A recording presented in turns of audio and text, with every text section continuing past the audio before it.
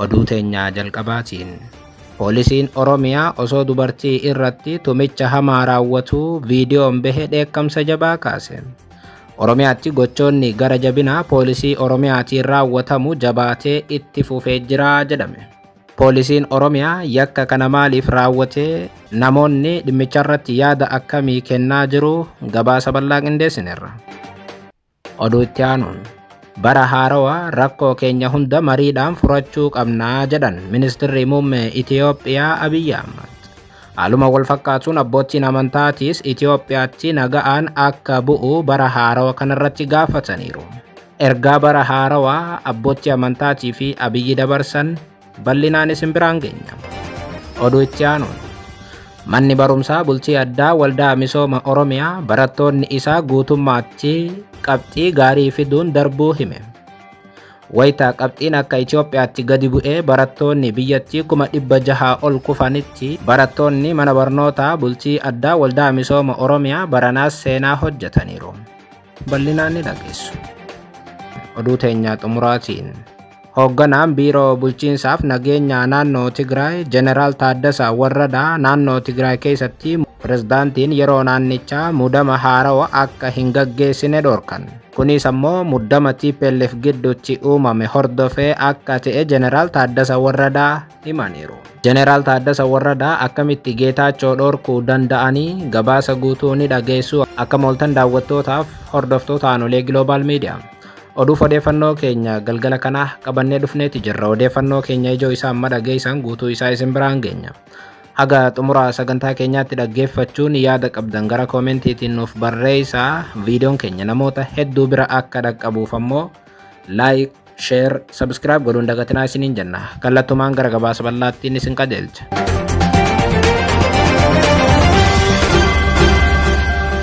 Daawwattoota keenya odeeffannoo keenyatti darbuutiin dura baga jala bultii bara haarawaa 2017 akka lakkoofsa Itoophiyaatti nagaan geessan isinii jechuu barbaanna. Barri Itoophiyaa haarawni seenaa jiru bara nagaa, bara milkii Oromiyaadhaaf gammachuu fidee dhufu haa ta'u jennaa. Bara darbees bara nagaa jennee 2016 kadhannee turre. Ilmi namaa Rabbiirraa abdii waan hin kutanneef bara kanas bara nagaa jenneerraa kallattumaan gara odeeffannoo keenya galgala kanaatti isin dabarsa. Hoogganaan biiroo bulchiinsaaf nageenya naannoo Tigraay bulchiinsi yeroo naannoo Tigraay muddama haarawaa akka hin gaggeessine dhorkan.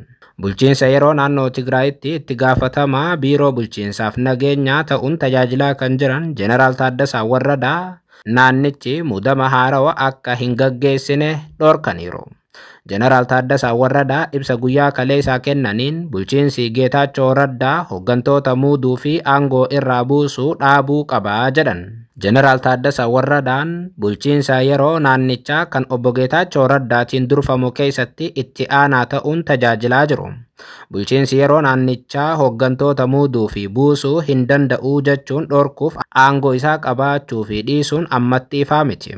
Heerri akkas jedhee ajajuus heera Itoophiyaa keessatti garuu hin jiru. Jeneraal Taaddasaa Warradaa dubbii kana kan dubbatan siyaasa Itoophiyaa keessatti waggoota 27 oliif shoora olaanaa kan qabaataa turan hooggantoonni TPLF gidduutti yeroo qoqqoodamiinsi uumamettidha. Yeroo ammaa kana TPLF keessatti obbo Geetaachoo Raddaatii fi Dabratsiyoon Gabramikaa'eliin gareen durfamu walqoodee bakka lamatti faca'eera. Qabxiilee hooggantoota TPLF walitti buuse keessaa paartichi irra deebi'iin boordii filannoo biyyaalessaa Itoophiyaatti galmaa'uu qaba kan jedhuu fi korri paartichi dhiheenya kana gaggeesse jedhame kanneen eeramanidha.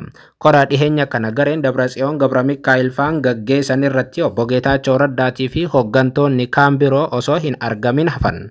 Gama kaaniin ammoo obbo Geetaachoo Raddaa garichi ofirraa gaggeessuun Dr. Dabratsiyoon Gabramikaa'el ammoo dursaa paartii TPLF gochuun irra deebiin filateera. Yeroo wal fakkaataatti ammoo gareen obbo Geetaachoo Raddaatiin durfamuus mata duree TPLF oolchuu jedhuun kora gaggeesseen murteewwan korri Dabratsiyoon dabarsee tasuma fudhatama hin qabu jedhee ture. Waraana waggoota 2 oliif naannoo Tigraayitti gaggeeffame lubbuun namoota 100,000 lakkaa'amanii darbeera. Waraana sun jalqabuu keessatti shoora olaanaa kan qabu tokko TPLF. Osoo naannichi hin bayyanatin ammoo walitti bu'iinsi TPLF kunis dhaga'ame. Yeroo waraana Tigraay humna Tigraay hoogganaa kan turan Jeneraal Taaddasa Warradaa ibsa miidiyaaleedhaaf kaleessa kennaniin wal dhibdeen hooggantoota paartichaa gidduu karaa murtee siyaasaatiin furmaata argachuu qabaa jedhan. Hooggantoonni aangoo qaban tokko tokko aangoo isaanii fayyadamuun hooggantoota tokko tokko aangoo irraa yeroo kaasan mul'ataa jira jechuun Geetaachootti quba qaban. Gaaffiin keenya akka qaama nageenyaatti mudamni mootummaa naannichaa jijjiiruuf gaggeeffamaa jiru akka dhaabbatudha jedhan. Jeneraal Taaddasaan mudama gaggeessuu fi warra aangoo irra turan buusuun siyaasa naannichaa muddama keessa galee jiru ittumayyuu hammeessaa kan jedhan Jeneraal Taaddasa Warradaa inumaayyuu amma hammaatee bakka dhahuu bira jiraas jedhan. Siyaasa danfee dhangala'uu gaheetu mul'ataa jira kan jedhan Jeneraal Taaddasa Warradaa kun ammoo dhaabbachuu qabaa jedhan.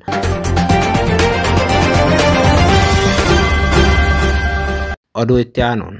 Poolisiin Oromiyaa osoo dubartii irratti tumicha hamaa raawwatu viidiyoon ba'e dheekkamsa jabaa kaase. Oromiyaatti gochoonni gara jabinaa poolisiidhaan raawwatamu jabaatee itti fufee jiraachuun himame. Haaluma kanaan guyyaa har'aa viidiyoon Oromiyaa keessaa ba'e hedduu namoota dheekkamsiiseera. Kunis poolisiin Oromiyaatii fi milishaa waliin ta'uun osoo dubartii takka haala nama gaddisiisuun tumicha irratti raawwatanii mul'ataniiru. Viidiyoon tun har'a waaree booda miidiyaa hawaasaa irratti bal'inaan kan qoodamte yoo taatu, qaamonni mootummaa osoo hin hafin dhimmicha hedduun namoota mormaniiru. Akka viidiyoo tanarraa mul'atutti poolisiin Oromiyaa dubartii hijaaba uffattee jirtu hijaaba baasi jechuun osoo tumanii mul'ataniiru. Gochi kun maaliif raawwate kan jedhu ammatti ifatti wanti beekamu hin jiru. Akkasumas ammoo taateen kun eessatti akka tahee fi maaliif akka ta'e ammaaf AGM mirkaneeffachuu hin dandeenye. Gocha gara jabinaa poolisiin Oromiyaa raawwate kana irratti wanti ammatti ifatee yoo jiraate poolisiin kun afaan Oromootiin dubartii guddoo tana hijaaba akka baastu yoo dirqisiisuu fi haala dhala namaatiif hin malleen keessumaa dubartiidhaaf hin malleen osoo tumuu qofaatu mirkanaa'e. Poolisiin kun haga tumee haga isheen dadhabdee kuftutti geem. Gochi kun qaama biraatiin raawwatame akka hin jedhamneef milishaa fi poolisiin Oromiyaa waliin ta'uun yakka kanarratti osoo hirmaatanii mul'ataniiru. Inumaa qaamonni poolisii Oromiyaa duuba dhaabbatanii turan tumi ni sobdii tumi yoo jedhaniin dhaga'ameera.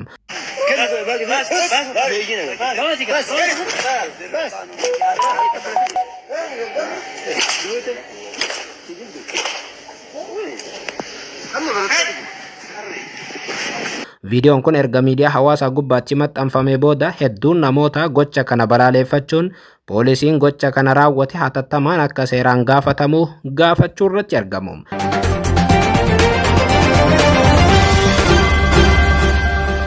Oduu itti aanuun. Bara 2017 seenaa jiru kana rakkoo keenya hunda mariidhaan furachuu qabnaa jedhan Ministeerri Muummee Itoophiyaa Abiyyi Ahmad. Haaluma wal fakkaatuun abbootiin amantaatiis bara haarawaa kana Itoophiyaatti nagaan akka bu'u gaafatan. Ministeerri Muummee Abiyyi Ahmadii fi abbootiin amantaa kana kan jedhan bara haarawaa 2017 sababeeffachuun ergaa baga geessanii dabarsaniin ture. Ministeerri Muummee Abiyyi Ahmad bara haarawaa ilaalchisuun ergaa gama miidiyaa hawaasaa isaaniitiin dabarsaniin barri 2017 kan nu jijjiiru osoo hin taane bara jijjiirru haa ta'u jedhan. Nuti barbaannus barbaaduu baannus barri ni jijjiiramaa yeroo maashina waan ta'eef fuuldura qofa imaluudha jedhaniiru. Qaamni kamiyyuu dhaabsisuu fi kallattii jijjiiruu hin danda'u kan jedhan Ministeerri Muummee Abiyyi kan danda'amu yoo jiraates yerootti fayyadamuu qofaa jedhan. Eebbaaf dheekkamsi roobaan kan dhufu osoo hin taane qophii fi hojii qonnaan bulaatiinis jedhan. Qonnaan bulaa hojii hin jaalanne irratti baraatu jijjiirama kan jedhan bulchaan Itoophiyaa. Qonnaan bulaa cimaan ammoo baraan of jijjiiraa jedhaniiru. Bara 2016 keessa Itoophiyaaf maal milkeessine? Bara 2017 keessa ammoo maal hojjechuuf qophoofneerra? Deebi'iin gaaffiilee kanneenii hiikoo jijjiirraa bara kanaa ni jijjiiruu jedhan. Bulchaan Itoophiyaa ergaa isaaniitiin itti dabaluun barri yoo nu jijjiire akka nuti feenutti osoo hin taane akka dhagaa gaararraa konkolaatee gara ofii barbaadeetti nu fudhataa jedhan. Karoora keenya raawwannee piroojektota eegallee yeroo fi qulqullinaan xumurree wal dhibdee Itoophiyaa keessa jiru mariidhaan furree cabiinsa keenya marii fi haqa ce'umsaatiin suphinee wantoota hedduun of dandeenye riifoormii ga'umsaa milkeessinee bara jijjiirru akka ta'u abdii kiyyaa jedhan Abiyyi Ahmad bara 2017 bara Itoophiyaatti seenaan caqafamu taasisuuf haa qophoofnus jedhaniiru. Ministeerri muummee dhumarratti baga bara 2017 nagaan geessan jedhan. Haaluma wal fakkaatuun abbootiin amantaatis bara haarawa Itoophiyaatti seenee sababeeffachuun ergaa dabarsaniin Itoophiyaatti bara haarawa kana nageenyi akka bu'uu qabu gaafatan. Akka abbootiin amantaa Islaamaatii fi Kiristaanaa jedhanitti barri haara'aan wayita kabajamu nageenya biyyaa waareessuu fi diinagdeedhaaf hojjechaa kan rakkate wal gargaaraa ta'uu akka qabu abbootiin amantaa kun dhaaman. Bara haarawa kanatti keessa keenya haaromsuun biyya keenya haa haaromsinuu jedhan Paatriyaarkii mana amantaa Ortodoksii Tawaahidoo Itoophiyaa Abuna Maatiyas. Waldhabdee Itoophiyaa keessa jiru mariin furuun qoodiinsa dhiisuun tokkummaa jabeessuun lola haara'aan hiikuun hawaasa ijaaruuf haa tattaafannuus jedhan Abuna Maatiyas. Gama biraatiin pirezidaantiin mana maree dhimmoota Islaamummaa Itoophiyaa Sheek Haaji Ibraahim Tufaa Itoophiyaan biyya hordoftoonni amantaalee garaagaraa jaalalaa fi tokkummaa wal kabajuun keessa jiraatan ta'uu himan. Muuxannoo kana caalmaatti cimsuuf hunduu qooda isaa bahuu akka qabu dhaaman Sheek Haaji Ibraahim Tufaa qaamni hundi bara haarawa 2017 kanatti araara buusuun nageenya waareessuun misoomaa fi guddina biyyaatiif akka hojjetan gaafataniiti jiru. Oduu biraatiin Manni barumsaa bultii addaa waldaa misooma Oromiyaa barattoonni isaa guutummaatti darbuu ibse. Wayita Itoophiyaatti barattoonni 600 ol kufanitti manni barumsaa bultii addaa waldaa misooma Oromiyaa baranaas haala nama gammachiisuun barattoota isaa guutuun darbuu hime. Manni barumsaa bultii addaa waldaa misooma Oromiyaa ibsa sa'aa muraasa dura baaseen barattoota qormaata biyyaalessaa qoraman parsantaa 100 dabarsuun irra deebi'uun seenaa galmeessuu himeera.